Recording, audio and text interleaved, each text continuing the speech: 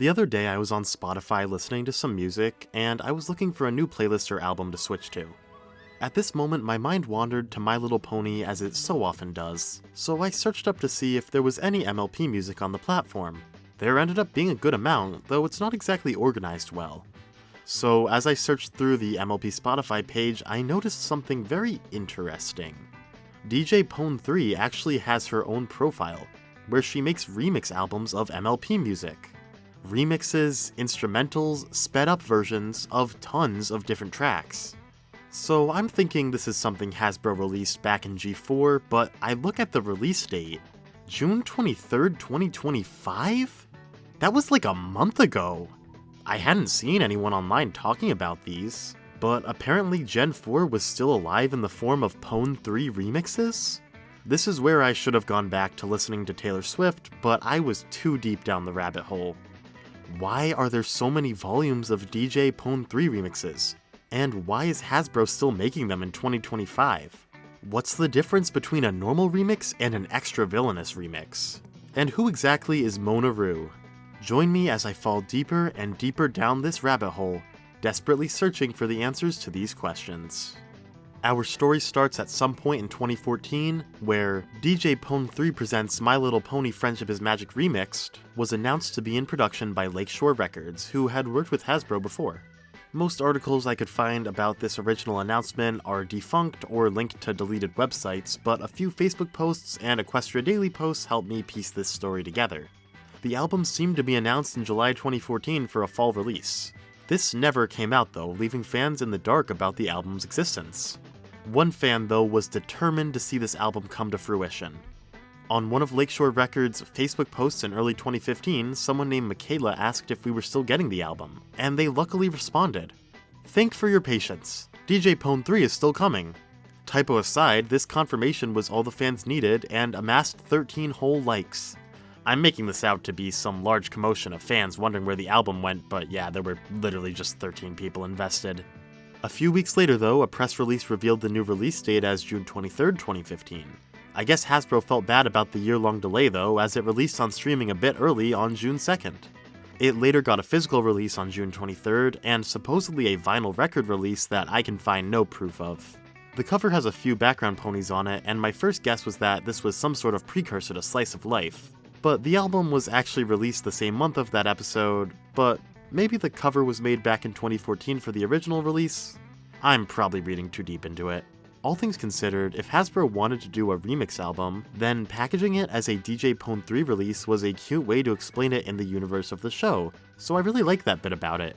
As for the tracks on it, they're mainly EDM remixes of a few of the first season songs. Each of them credit a different remixer, with some of them I've been able to find online and prove are real people. One of them is credited as Angel Bunny's remix though, so I'm not sure who's behind that one. In any case, the remix album was cool and a decent amount of bronies enjoyed it, so why not? And if I were making this video in 2023, this is where our story would end. Unfortunately, it's currently 2025 and you can see that we've barely even started the video, so I suppose we should move on to the next release in DJ Pon-3's discography. The date is February 2nd, 2024. Generation 4 of MLP ended a while back, and G5 is definitely, totally, kinda not very cancelled. Out of nowhere, Equestria Girls Opening Titles Remix Extended, DJ Pon-3's version, appears on streaming platforms. It seems to be an extended version of the Equestria Girls opening theme remix of the G4 theme. The vocals have been re-recorded, and the new ones are credited to a vocalist named Mona Rue, an indie musician from LA. I can only imagine the DJ Pon-3's version label is meant to spoof off of the Taylor's version re-recordings that were gaining popularity around this time. From the Equestria Daily article detailing the release, it seems fans were completely confused on why this was released or existed. One commenter proposed the idea that this could be some sort of deleted track from the 2015 DJ Pon-3 album. Little did they, or anyone else know, what was to come. April 12th of the same year, Equestria Girls' Cafeteria song Hyperpop Remix DJ Pon-3's version is released. The previous release was just an extended version of a previously made remix, but this one was brand new. Not just that, specifically a hyperpop remix. Not a genre I specifically have ever wanted to hear with pony music, but why not? The newly recorded vocals for this song are credited to Chelsea Grams, also a smaller LA-based artist. I guess Hasbro's got a deal with some LA talent agency and is finding whoever they can to pump out these remixes for whatever reason. Don't get me wrong, the vocals on this and the previous song sound pretty good, I'm just confused on why they exist in the first place. The Equestria Daily comments for this one seem confused about its existence and chalk it up to G4 nostalgia pandering. All things considered, everything I talk about in this video was probably created as a cheap and vain way to appeal to G4 nostalgia, while also squeezing out a few bucks in streaming revenue. Just 1 week later, a third remix was dropped, being Welcome to the Show, Rock Remix, DJ Pon-3's version. I couldn't find much on the credited vocalist for this one, Mad Zoe, but she's probably in the same boat as the previous two. As for the song, this is a pretty sad remix. All of the sauce of the original is gone for a very generic pop rock sound. As it turns out, this and the previous two releases were singles for a brand new album. DJ Pon-3 presents The Remixes Volume 2. Just shy of 10 years after the first remix album, I guess Hasbro decided it was the perfect time for a second volume. Unlike the first release's mainly EDM feel, every remix here is in a different musical style, so there was a bit of effort put into that. Including the first 3 singles, we also have a dance mashup, aughts pop remix, cinematic remix, and a really interesting acoustic version, all with new vocals from the same pool of smaller LA vocalists. In the middle of the album, there's also a Latino pop remix of the G4 opening, labeled as Version de DJ Pon-3. I have no idea if this is also an extended version of the Spanish Equestria Girls theme, or if this is a brand new remix, but it's pretty cool for DJ Pon-3 to be culturally diverse. I am so confused on who this album is for. I doubt any kid is gonna stumble onto this and be ecstatic to see cinematic and Latino pop remixes of old G4 songs, but it doesn't hurt to have them, I suppose. A month later, an instrumental version of the album was released. I don't know why or who the target demographic is for that, but if I think too hard about that, I might go crazy. And in the same month, DJ Pon-3 presents The Sped Up Album Volume 1 was released. This album contains the same tracklist as the DJ Pon-3 version, but as far as I can tell, these are the original versions of the songs and not the remixes. They're all sped up, as you might have guessed from the title. I guess this one was made to appeal to the TikTok generation or something, but the least they could do would be to call these Nightcore versions instead. In any case, from here the pattern seems to be releasing singles, then the full album, then an instrumental album, and finally a sped up version. Get familiar with this pattern because this is just the tip of the iceberg. Autumn is coming up in 2024, and the spooky season is creeping up. A kid somewhere thinks, you know what I want for Halloween? I want spooky remixes of spooky MLP songs.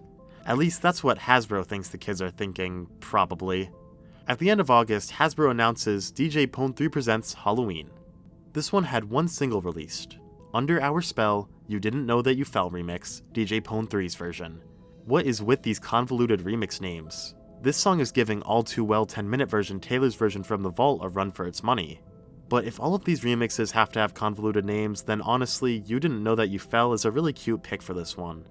That was the only single release for the album, with it releasing soon after on October 4th. Well, those are the dates shown on streaming services, but the entire album was randomly uploaded to the Internet Archive on September 14th, by what seemed to be an official Hasbro account. I cannot even fathom what is going on in Hasbro to come up with these ideas and the crazy ways they're being released, but sure, why not? Including the previously mentioned Under Our Spell remix, there's 8 tracks on this one. Unleash the Magic's Spooky Skeletons remix, DJ Pon-3's version, is a standout to me, with added pitched percussion to give it that bone-rattling feel. We Will Stand Forever Free receives a spooky cinematic remix, where I'm pretty sure there's a wolf howling being sampled. There's also 3 G5 songs included here. Danger Danger from the movie, alongside the G4 songs, have re-recorded vocals with the same pool of vocalists that we're familiar with.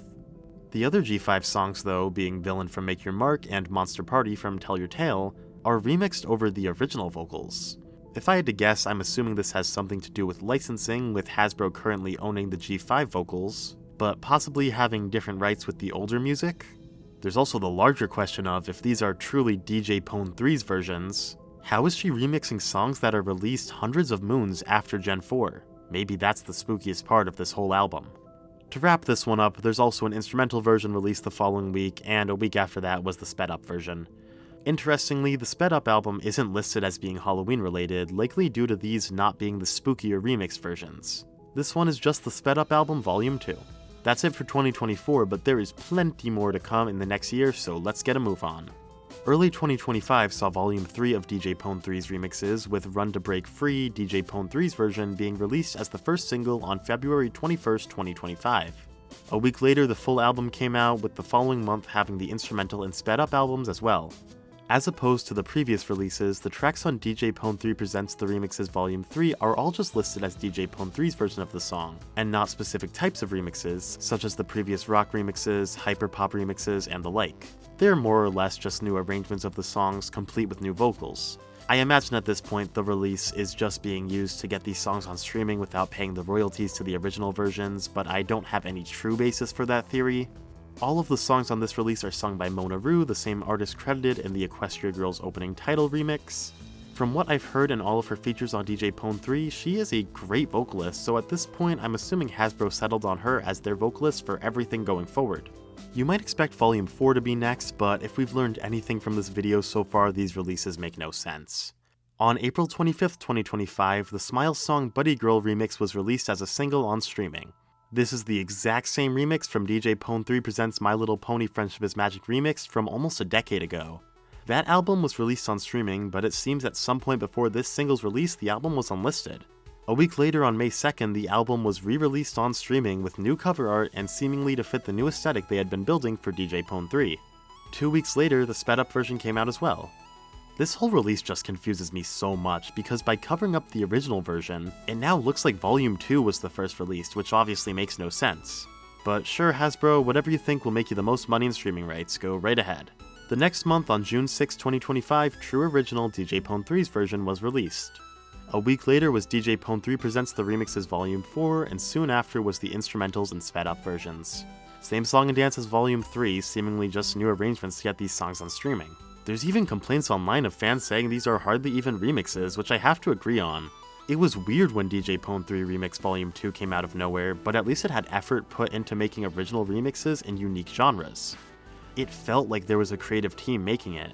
With Volumes 3 and 4 though, they just seem spat out to get Hasbro some money while the Pony IP is on hiatus, and they gear up for Gen 6 or whatever live action movie they're working on. It's still nice to have some of these late G4 songs on streaming for the first time, but it feels so bizarre. Similar to Volume 3, Mona Rue is back and is seemingly the only vocalist they're working with at this point. With how much she's been appearing on these, I felt compelled to do some research into her and figure out how she got involved here. Mona Rue is a stage name for LA singer-songwriter Caroline Brooks, also known as Belle Saint. Belle Saint seems to be her main project, with a few singles and EPs, as well as an album entitled I Used to Be Funny. From what I can tell, the Mona Rue persona seems to be used more for covers, and she's worked on music for MLP, as well as other shows like Heartstopper and Shameless. I would have never found her if not for writing this video, but listening to Belle Saint music, she's got some really unique sounds going on. The Belle Saint discography has a very different vibe than the MLP covers, and has quite a few explicit tracks, but if that's something you're okay with, her music is absolutely worth a listen. She also seems to be a big Chappell Roan fan, so she's got my respect. With that tangent aside, back to the MLP stuff. As of when I'm writing this script in July 2025, we've finished up discussing the DJ Pon-3 discography. I have no doubt some sort of 5th volume is on the way, possibly coming out soon after this video releases.